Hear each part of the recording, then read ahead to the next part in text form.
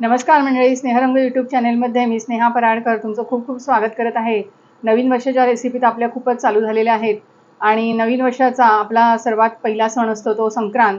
संक्रांतीच्या आधी असते भोगी आणि भोगीची भाजी आणि बाजरीची भाकरी। तर आपण ती दाखवणार आहोत। गेल्या वर्षी पण मी दाखवली होती वेगळ्या पद्धतीने थोडी।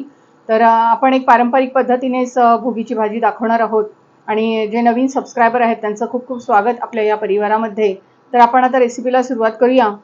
आपण भाजी आणि भाकरीसाठी एक लसणाची चटणी बनवणार आहोत, आपण जी नेहमी करतो ती लाल मिरची किंवा लसूण वगैरे घालून, आणि तीच चटणी आपण भाजीमध्ये पण वापरणार आहोत।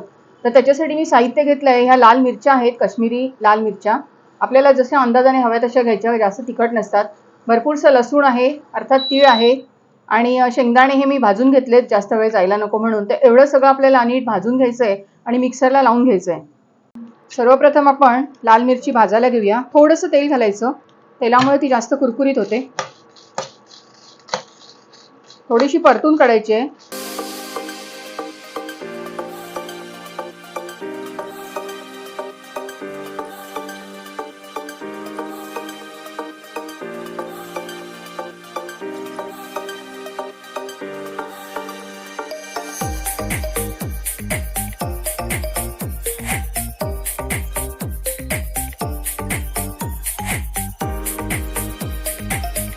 आपण भाजी घालायला सुरुवात करूया।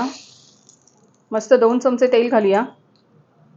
राई जिऱ्याची फोडणी घालणार आहे, कांदा नाही घालणार आहे मी याच्यामध्ये।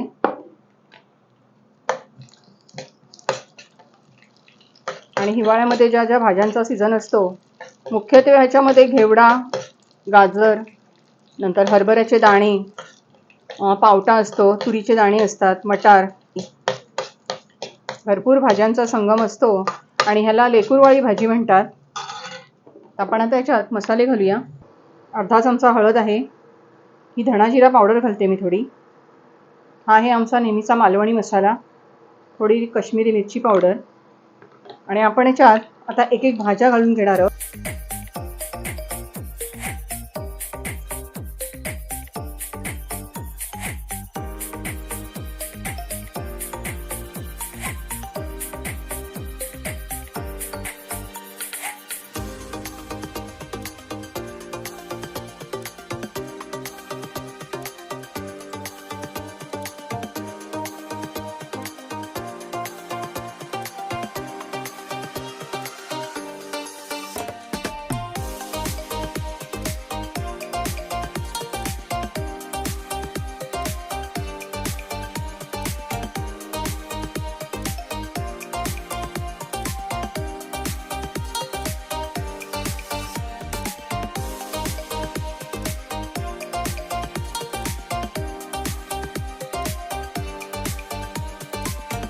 आपण चटणी केलेली आहे, आपल्याला सुकी भाकरीवर पण खाता येईल, आपण ठेवू पण शकतो ही लसणाची साधी चटणी। आणि आपण ही आता भाजीमध्ये 2 चमचे घालणार आहोत।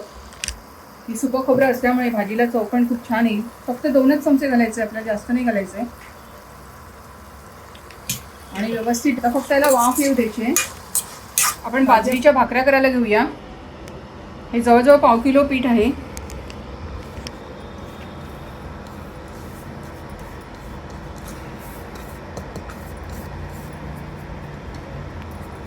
आणि पीठ आपण गरम पाण्याने भिजवणार आहोत। थोडं थोडं गरम पाणी घालायचं। एक छोटा ग्लास आपल्याला एवढं पाणी लागलेलं आहे। बाजरीचं पीठ जे असतं खूप भुसभुशीत असतं, भाकरी करताना फाटल्या जातात त्या, त्यामुळे गरम पाण्याचा वापर केला तर व्यवस्थित होतात। पीठ थोडं गरमच आहे, हाताला थोडंसं लागते ते गरम, पण तरी पण पटकन मळून घ्यायचं हे। थोडंसं आता थंड पाणी घालून आपल्याला एक मऊसर गोळा ह्याचा करून घ्यायचा आहे। आपला मऊ असा मस्त एक गोळा तयार झालेला आहे भाकरीचा। आणि आता आपण भाकरी थापायला घेऊया। जर कोणाला नसतील येत तर लाटून केल्या तरी चालतील। आपल्याला हवा तेवढा गोळा घ्यायचा, छान हातावर तो फिरवून घ्यायचा आणि भाकरी थोडासा गोळा असा व्यवस्थित करून घ्यायचा आणि पुन्हा याच्यावर पीठ लावून हा बोटाच्या 4 ह्याच्या भागाने व्यवस्थित असं थापत जायचा। होते ती.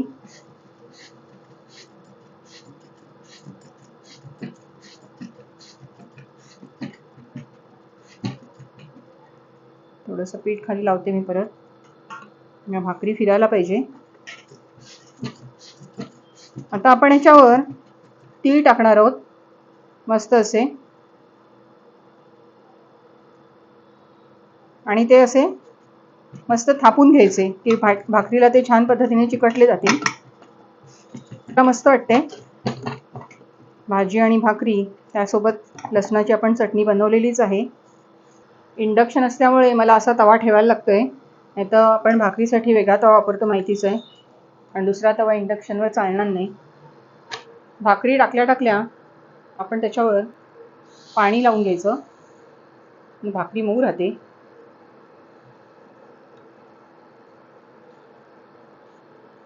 बाजरीच्या भाकरीला अशा चिरा जातात.